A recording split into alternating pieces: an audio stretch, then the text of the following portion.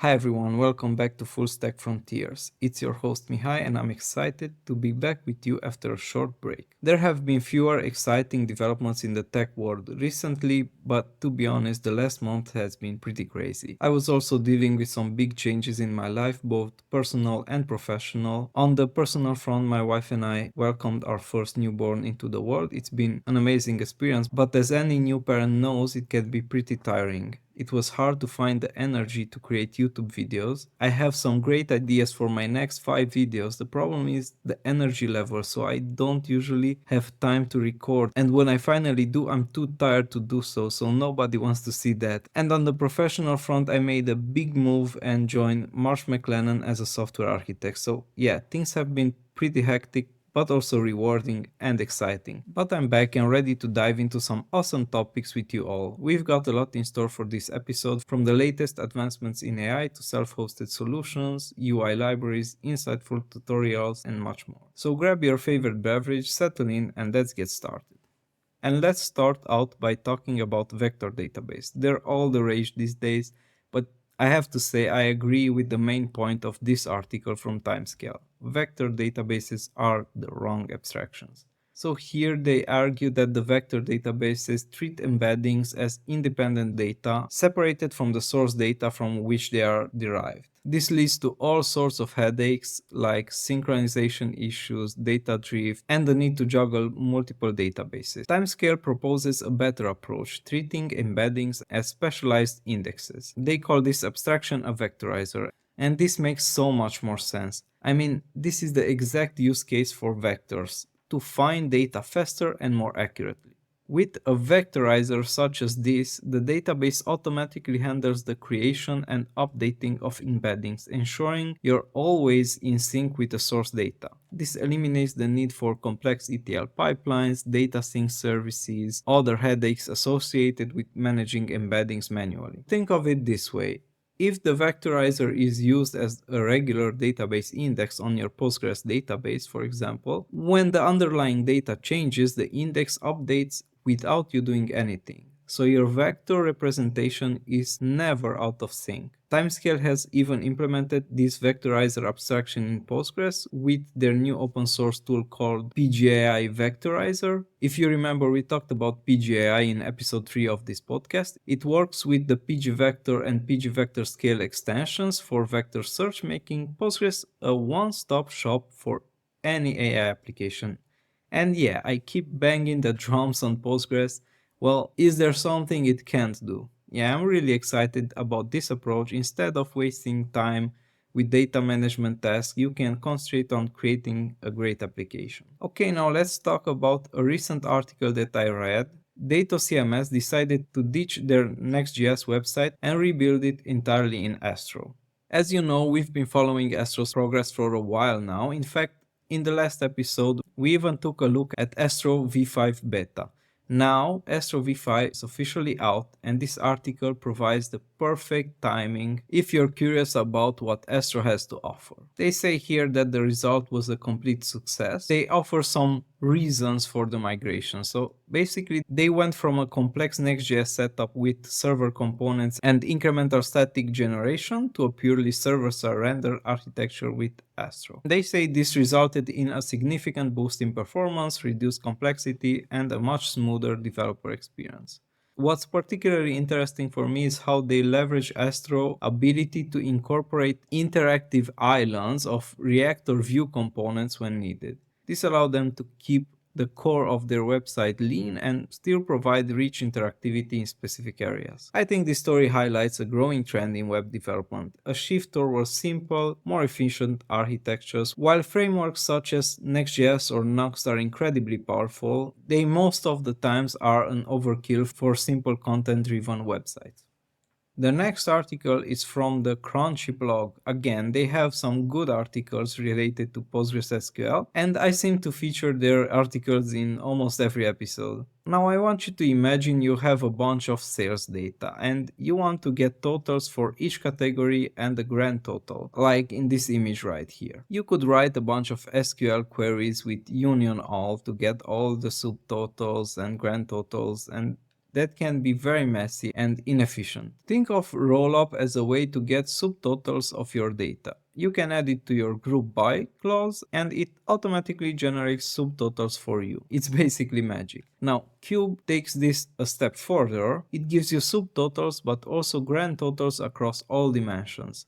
This will give you a result set with each individual totals for each category and a grand total for all the categories. I especially appreciate how they simplify complex queries and make the code more readable. I mean, just look at this. It's fairly simple. Instead of writing multiple queries with union alls, you can achieve the same result with a single query using rollup or cube. So if you're dealing with data analysis and reporting type queries, these functions can save you a lot of headaches. Now let's move on and take a look at some awesome projects. Agenta is a really cool open source MLOps platform that is self-hostable. To give you some context, I recently wrote an article for the NA10 blog. If you're not familiar with NA10, it's a very cool automation platform. Check it out using the link in the video description. Just know that if you do sign up for their cloud offering using that link, I will also get a small commission. Now back to the point. So I wrote this article for the NA10 blog where I categorized tons, like over 40 MLOps tools that cover the entire machine learning lifecycle. So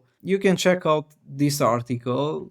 It's like a very complete overview of what tools are available out there for MLOps. And you can find here tools that cover the entire machine learning lifecycle. So you can check out this article. However, I did not include Agenta in that article. And that's simply because I just found out about it. And honestly, it looks really cool. Think of it as a playground for prompt engineering. It gives you the tools to quickly experiment with different prompts, evaluate their effectiveness, and get feedback from others. It has a user-friendly interface that allows non-developers like for example, product managers or even testers to get involved in the prompt engineering process. It can integrate with basically any LLM application since it's compatible with popular frameworks like LangChain or LlamaIndex, and it supports various model providers like OpenAI and others. One of the use cases is that your application can grab the latest prompt version from Agenta instead of having it hard-coded or in a file on the disk. You can also monitor and compare different LLMs and how they perform. Now, setting up Agenta locally using Docker, and I have to admit it's not the easiest thing in the world.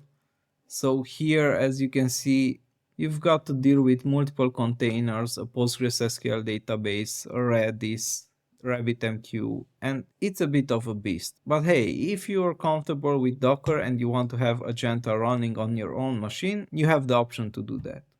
Okay, let's shift gears a bit and let's talk about RegLite. Now, we talked about reg before, and it's a powerful technique that combines the strengths of LLMs with the ability to access and retrieve information from external data sources such as databases, for example. So RegLite provides a simple way to implement reg in your projects. It's super configurable. You can choose any LLM provider and your data source, either Postgres or SQLite, and even re-ranking methods. And honestly, this seems like the perfect fit for a product I'm currently working on. I need a robust reg solutions that's flexible and easy to integrate, and RegLite seems to tick all the boxes. If you're interested in exploring reg and building AI applications that can access and utilize data from Postgres or SQLite, I highly recommend checking out RegLite. Next, let's explore a tool that has caught my eye for its simplicity and focus on privacy. As you can see, Vince Analytics provides a clean and simple interface for tracking websites' traffic, and it gives you the essential information you need, such as unique visitors, bounce rate, visit duration, sources, referral sources, top pages, locations. It's easy to self-host and a great alternative to Google Analytics, and it seems like the perfect solution for those who want a lightweight and hassle-free analytics tool. Not much more to say about this one, but still quite a useful tool. Spark UI provides a wide range of pre-built components, and they're all beautifully designed and animated. So you can add a touch of magic to your websites or apps without writing a ton of custom CSS. And let me just show you some of the components. So here they have an animated beam, animated gradient text, They animate lists, some shiny text effect here. I mean, all in all, pretty nice animation. You can use this globe animation, for example. And honestly, I can't wait to add a few of these components to my personal website. So if you're a Vue.js developer and you're looking for a way to spice up your projects, I recommend checking Spark UI out. Now, since we're on the topic of Vue.js UI libraries, let's explore Vue Data UI, another unique and stylish library for Vue.js application, and this one focuses on charts and graphs. This library caught my attention because it offers a fresh and visually appealing approach to data visualization, and it's also built for Vue.js, a framework I'm very fond of. So in the past I've used other charting libraries that were either too basic or too complex. Now, Vue Data UI seems to strike the right balance. Let's take a look at some of the interesting charts that you can build using this library. For example, let's check some mini charts. You have spark lines, let's see, you have funnels. Actually, let's look at some of the examples here. So you have this very unique and nicely animated chart. You have an animated donut chart. You have like all sorts of charts available.